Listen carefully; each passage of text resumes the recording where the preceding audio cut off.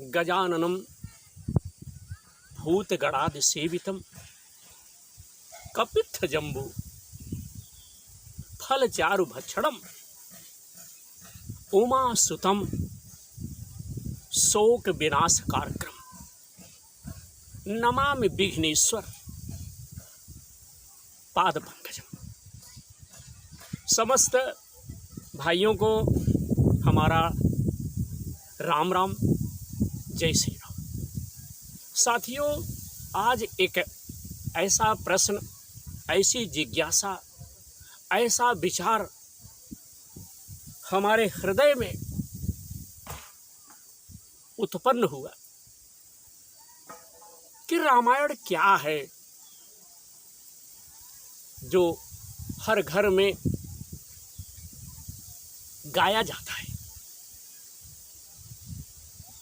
अगर आपने कभी पढ़ा होगा और उसमें अगर आप आनंद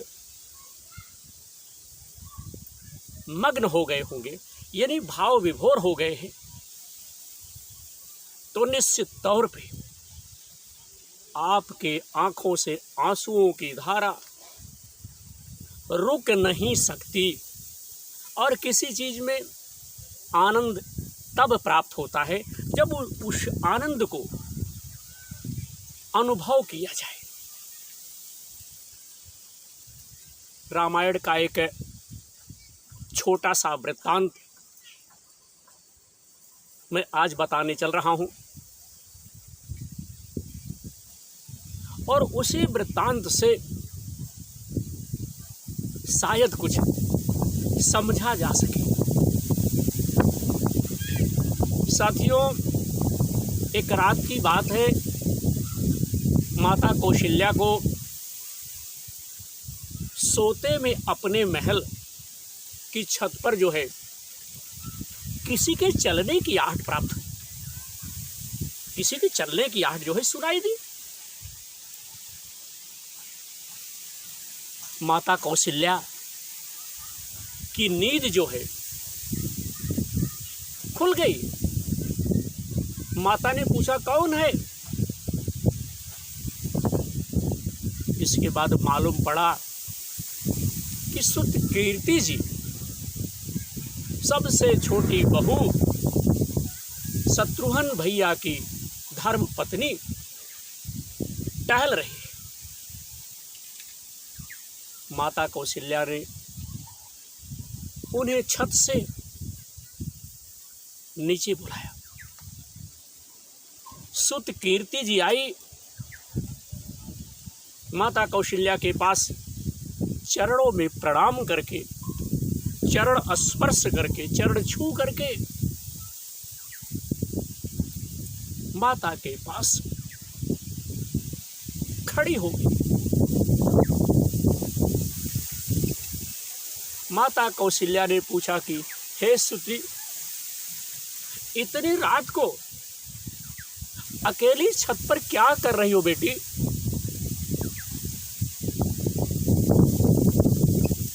क्या नींद नहीं आ रही है? साथियों, नींद सबको नहीं आती। जब विरह के दिन हो, मुसीबत के दिन हो, चिंता के दिन हो, परेशानी के दिन हो, संकट के दिन हो, समस्याओं के दिन हो, विपत्तियों के दिन हो, परेशानियों के दिन हो, तो याद रखिएगा, नींद आंखों से ना जाने कहां चली जाती है। माता ने कहा, क्या नींद नहीं आ रही है? शत्रुघ्न कहां है? श्रुति कीर्ति की आंखें भर आई और मां की छाती से लिपट गई, मां की छाती से चिपक गई, गोद में सिमट गई। बोली, मां उन्हें तो देखे हुए 13 वर्ष बीत गए। माता ने कहा, हो कौशल्या जी का हृदय कांप कर छटपटा गया। तुरंत आवाज लगाई माता ने, सेवक दौड़े आए। आधी रात को ही पालकी तैयार हुई। आज शत्रुघ्न जी की खोज होगी। मां शत्रुघ्न को खोजने के लिए देवी कौशल्या चल पड़ी। सुतकीर्ति ने कहा, आपको मालूम है कि इस समय छोटे अनुज या कहिए शत्रुघ्न जी कहाँ हैं, या आपको कहाँ मिलेंगे?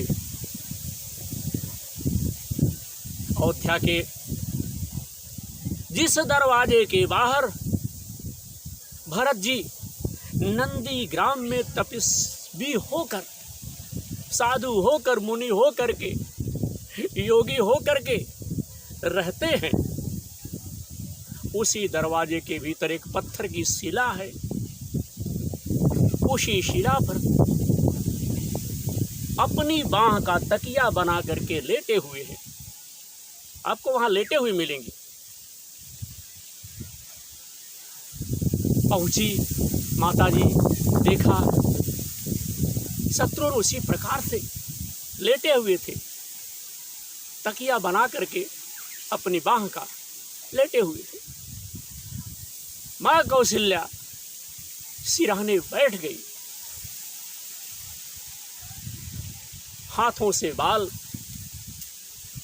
शत्रुघ्न जी का सहलाने लगी।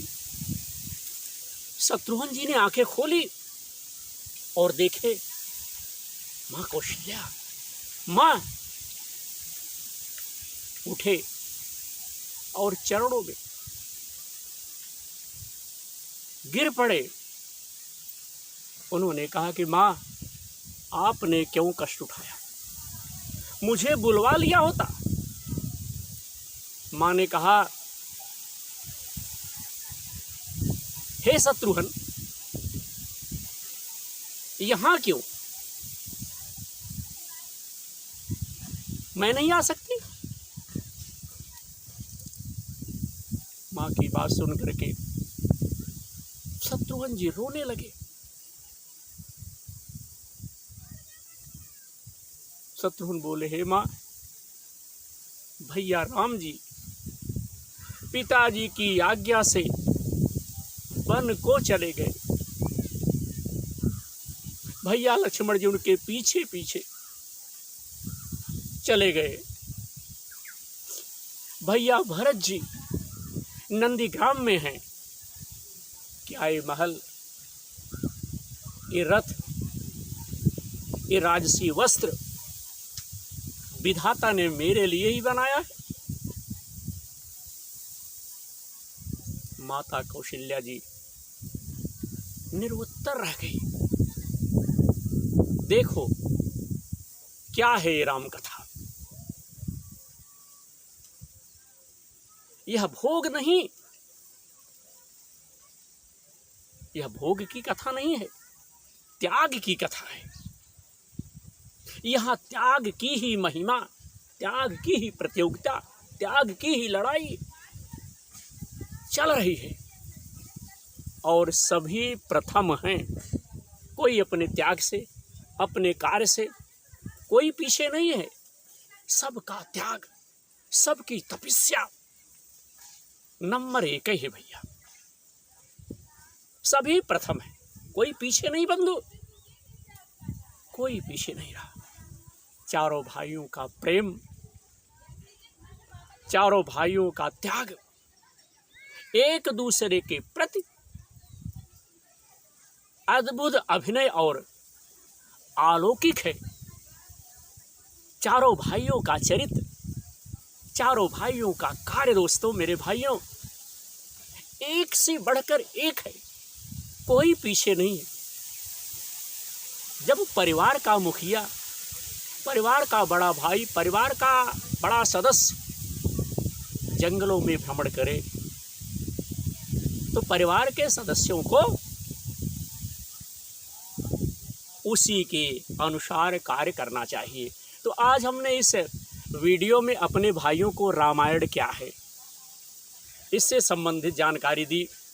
अब अगले एपिसोड में, अगले भाग में या कहिए अगले वीडियो में हम आपको बताएंगे रामायण जो है जीवन जीने की सबसे उत्तम शिक्षा देता है। याद रखिएगा, श्री रामचरितमानस जीवन जीने की सबसे उत्तम, सबसे बढ़िया, सबसे सुंदर शिक्षा देता है। श्री रामचरितमानस कोई साधारण ग्रंथ नहीं है जो आज घर घर में गाया जा रहा है, जो भक्ति ज्ञान वैराग्य से भरा हुआ रामायण एक ऐसा ग्रंथ है जिसमें कुछ भी नहीं छिपा है।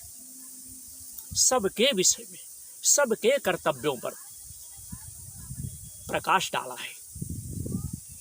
ऐसा अद्भुत ग्रंथ आज हमारे और आपके समाज में बड़े सौभाग्य से मिला हुआ है।